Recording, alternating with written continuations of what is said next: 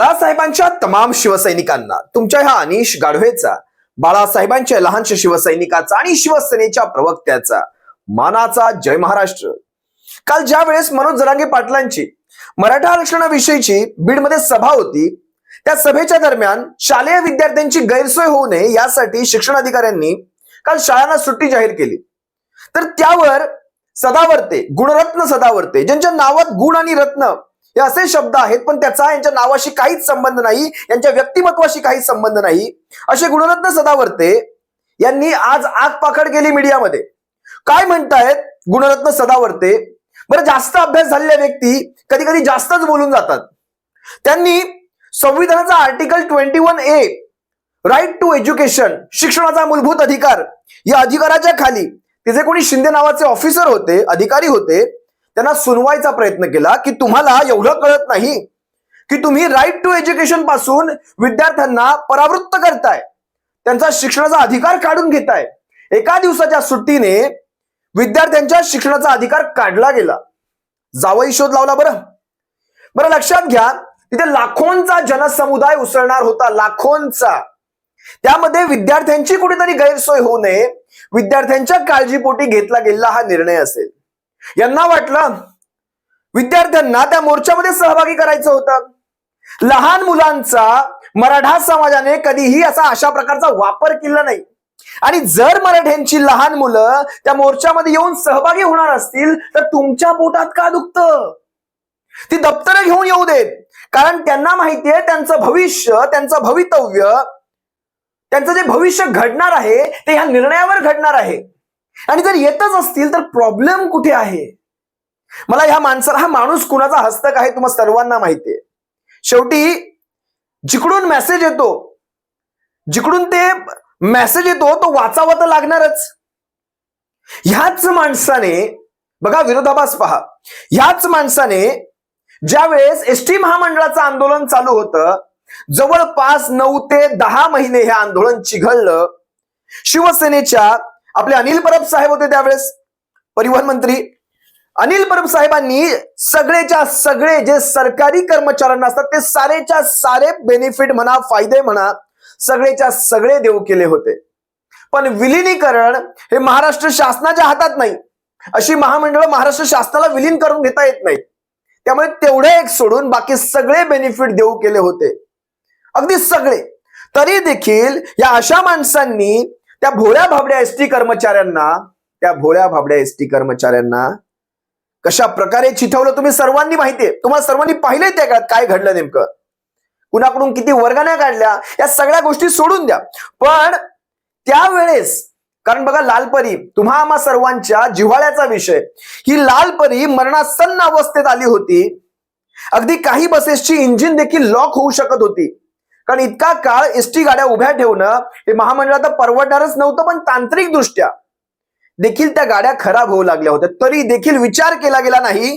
त्याच्याही पुढे जाऊन अगदी खेडोपाड्यात, आदिवासी वस्त्यांपर्यंत, वाड्या वस्त्यांपर्यंत, जिथे अजूनही काही ठिकाणी वीज पोहोचली नसेल पण तिथे ही लालपरी पोहोचलेली आहे, तिथल्या विद्यार्थ्यांना जवळच्या शाळेपर्यंत, आणि जवळ म्हणजे किती माहितीये, जवळ 10 ते 15 किलोमीटरची पायपीट करावी लागते जर एसटी बस पोहोचली नाही तर।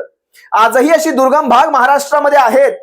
मी विदर्भाचं नाही सांगत आहे, हे पश्चिम महाराष्ट्रात किंवा पुण्यासारख्या, पुणे असेल किंवा कोल्हापूर असेल असल्या ठिकाणी देखील आहे। मग तिथल्या विद्यार्थ्यांनी जमेल तसा जवळपास 8 ते 9 महिने प्रवास केला, त्यात त्यांची 6माही, तिमाही आणि वार्षिक परीक्षा देखील झाली। अगदी वार्षिक परीक्षेच्या वेळेस हे विद्यार्थी 2-2, 3-3 तास अगोदर निघत होते घरातनं, कारण पायपीट, प्रत्येकाकडे तेवढा पैसा नाही, एसटीला सवलत असते विद्यार्थ्यांना। त्यामुळे एसटीची सवलत घेऊन कसे बसे ते विद्यार्थी आपलं शिक्षण पूर्ण करत होते। त्यावेळेस कॉलेजचे, महाविद्यालयीन विद्यार्थी असतील त्यांना पासेस असतात, सवलत पासेस असतात। त्यावेळेस मात्र ह्या माणसाने कुठलीही दयामाया दाखवली नाही। राईट टू एज्युकेशन जवळपास 9 महिने त्या राईट टू एज्युकेशनला कुठल्या केराच्या टोपलीत घातला होता मला माहित नाही, पण त्या दिवशीच्या एका दिवसाने मात्र राईट टू एज्युकेशनवर गदा आली। आर्टिकल 21A, यांना जास्तच कायदे कळतात। त्यावेळेस कित्येक विद्यार्थी हे मृत्युमुखी पडले होते, अवैध वाहतुकीमधून मृत्यू झाले विद्यार्थ्यांचे। त्या वडापाच्या गाड्या असतात माहितीये तुम्हाला, त्या कशाही भरल्या जायच्या. त्या काळात नको नको त्यांनी पैसा कमवून घेतला, अवैध वाहतुकीने पैसा. आणि सरकार काय करू शकणार, शेवटी अवैध वाहतुकीला परवानगी ह्या त्यावेळेस द्याव्या लागल्या, कारण लोकांच्या गैरसोयी होऊ लागल्या. मग त्यावेळेत जखमी झालेले विद्यार्थी, मृत्युमुखी पडलेले विद्यार्थी, पायपीट करणारे विद्यार्थी, सायकलीवर चालणारे विद्यार्थी आणि बरं विद्यार्थिनी देखील, त्यांच्या सुरक्षेचं काय? ज्या विद्यार्थिनी असतील, मुली असतील, शाळेतल्या किंवा महाविद्यालयीन मुली असतील, त्यांच्या सुरक्षेचं काय? त्यांची सुरक्षा धोक्यात होती ना अवैध वाहतुकीमध्ये. कुणी विचार केला ह्या सगळ्या गोष्टींचा? कुणीही नाही केला. पण मराठ्यांच्या आंदोलनामध्ये शाळा एक दिवस का बंद ठेवली यासाठी जाब विचारणारे सदावर्ते. खरंच किती मराठ्यांचा आकाश असावा, किती मराठ्यांचा यांच्या मनामध्ये तो एक पोटामध्ये पोटशूळ असावा, याचं हे उदाहरण. आणि हस्तक कुणाचे तुम्हाला सर्वांना माहिती, यांना विसरू नका मराठ्यांनो, यांना विसरू नका. तुम्ही आर्टिकल 21A म्हणता.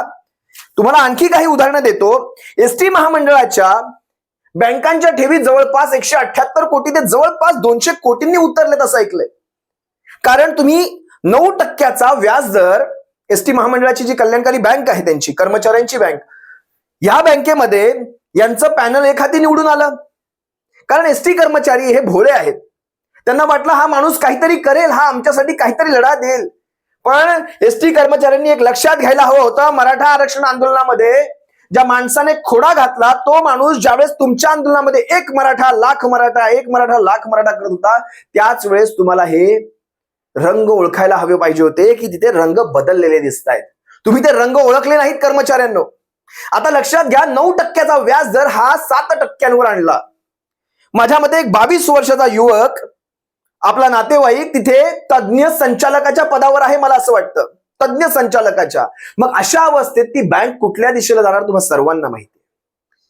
खरंच या सगळ्या गोष्टींकडे पाहिलं ना तर वाटतं कुठेतरी काहीतरी चुकतंय, आपलं काहीतरी चुकतंय. कशासाठी ही सगळी बक्षिसी कशासाठी दिली जाते ह्या सगळ्यांना? ही बक्षिसी आहे. जेवढं तुम्ही नारायण राणे, नितेश राणे, कळतंय तुम्हाला बक्षिसी कशी मिळाली? या सगळ्या बक्षिसी आहेत आणि ह्याच कारणांसाठी दिल्या जातात. कारण हे असं बोललं गेलं पाहिजे, मध्ये मध्ये बोललं गेलं पाहिजे. मराठ्यांची पोरं जातील ना, त्या आंदोलनात जाऊन बसतील ना, तुम्हाला काय? त्यांच्या पालकांना काही प्रॉब्लेम नसेल तर तुम्हाला काय? तुम्हाला काय त्रास? त्या वडापाच्या गाड्यांमधून जितके विद्यार्थी मृत्युमुखी पडले त्यांचं खऱ्या अर्थाने तो मनुष्यवध हाच गुन्हा दाखल केला गेला पाहिजे होता. मनुष्यवधाचा गुन्हा दाखल केला गेला पाहिजे होता.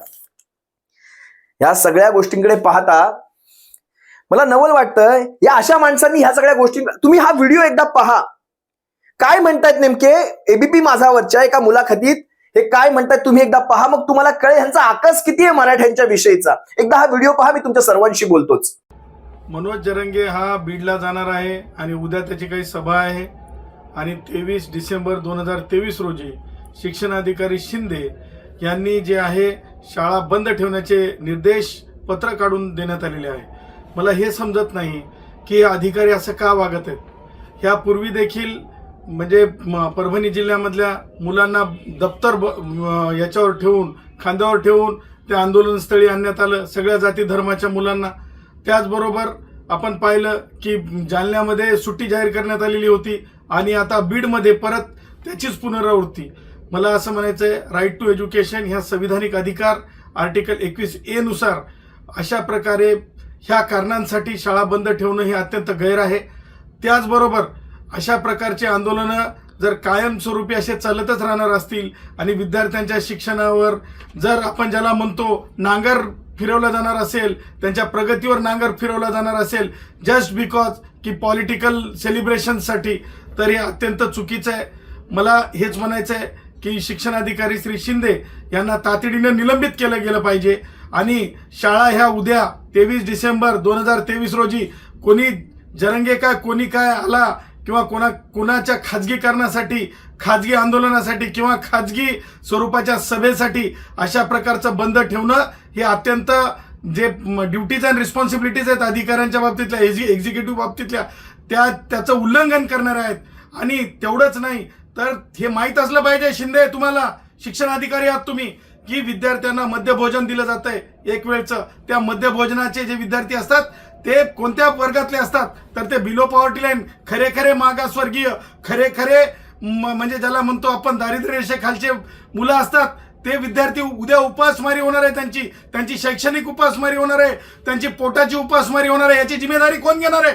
म्हणून आम्ही शिक्षण अधिकाऱ्यांना, श्री शिंदे यांना, तसेच माननीय शिक्षण मंत्री यांना देखील आम्ही नोटीस दिलेली आहे आणि हे शैक्षणिक नुकसान आणि हे पोटाचं उपासमार हे न भरून निघणार आहे, हे या बाबतीमध्ये आम्ही कळवलेलं आहे. त्याचबरोबर पोलीस अधीक्षक बीड यांना आम्ही विनंती करत आहोत की कोणत्याही परिस्थितीमध्ये शाळा बंद राहणार नाही याची आपण काळजी घ्यावी, अन्यथा आम्हाला ह्या प्रकरणाला आता अत्यंत गंभीरपणे घ्यावं लागणार आहे. ह्या सगळे प्रकरण शाळा बंदीचे, विद्यार्थ्यांच्यावरल्या म्हणजे आंदोलनात आणून बसवण्याचे, सर्व जातीतल्या विद्यार्थ्यांवर अन्याय करणारे हे सगळे प्रकरण योग्य त्या न्यायालयात आणि योग्य त्या शिक्षण म्हणजे राईट टू एज्युकेशनच्या नुसार म्हणजे ज्याला आपण म्हणतो की बाल आयोगाकडे न्यावे लागतील, हे मी ठणकावून डंके की चोट पे सांगत आहे.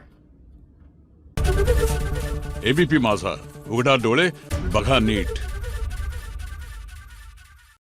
व्हिडिओमध्ये तुम्हाला ह्या माणसाला मराठ्याविषयी जराही कळवळा दिसणार नाही. हे राजकारण मात्र यांच्या डोळ्यात ओतप्रोत भरलेलं तुम्हाला दिसेल. यांच्या घरी मागे तुम्ही सर्वांनी पाहिलं असाल, ते गाढव पाळलेलं मी पाहिलं. मी बऱ्याच वाहिन्यांवर त्यांचे फोटो पाहिले गाढवासोबतचे. ह्या गाढवासोबत आपण निवांत आराम करा ना. ते पाळलेलं गाढव आहे तुमच्या घरात, मी ऐकलंय आणि मी फोटोही पाहिलेत वृत्तवाहिन्यांवर, व्हिडिओही पाहिलेत. तुम्ही गाढव पाळलायत मी ऐकलंय. त्या गाढवासोबत निवांत आराम करा, शांत झोपा आणि आम्हाला आमची कामं करू द्या. मराठ्यांमध्ये लुडबुड करू नका. सदावर्ते मराठ्यांमध्ये लुडबुड करू नका.